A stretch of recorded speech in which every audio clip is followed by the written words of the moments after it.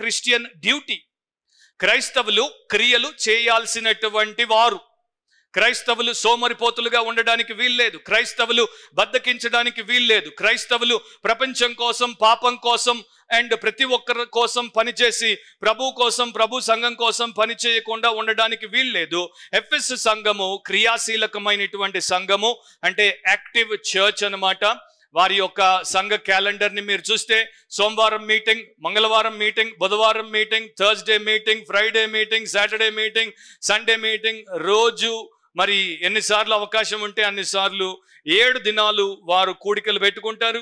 సంవత్సరం అంతా వారి యొక్క కార్యక్రమాలు, సంఘంలో అనేక రకాలుగా ప్రార్థనలు, సువార్తలు, కరపత్రాలు, స్త్రీల కూడికలు, పురుషుల కూడికలు, మరిగా జనరల్ రిట్రీట్లు, పిల్లల సండే స్కూలు అని రకరకాలుగా వారు కార్యక్రమాలు పెట్టుకున్నారు.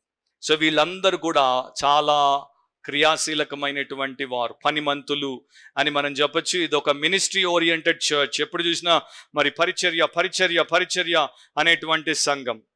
అండ్ వీరి యొక్క కష్టము అది మామూలు కాదు. తర్వాత మీరు చూస్తే నీ కష్టమును నేను ఎరుగుదును అని ప్రభు చెప్తున్నాడు. కష్టము అనేటువంటి పదానికి న్యూ టెస్టమెంట్లో అర్థం ఏంటంటే బహుగా శ్రమించుట, అలసట కలిగేంత వరకు శ్రమించుట, ఏమాత్రము శక్తి వంచన లేకుండా శ్రమించుట.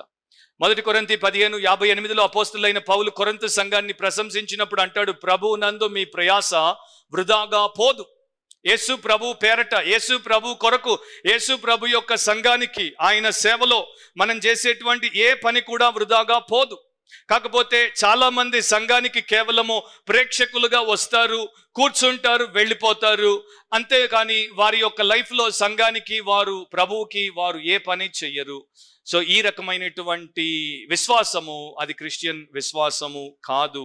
ఎందుకంటే క్రిస్టియన్ ఫెయిత్ ఏంటంటే ప్రభు నా కోసం చేసిన దాని ముందు నేను ఆయనకి ఎంత చేసినా తక్కువ కనుక నేను చెయ్యాలి అనుకునేటువంటిది.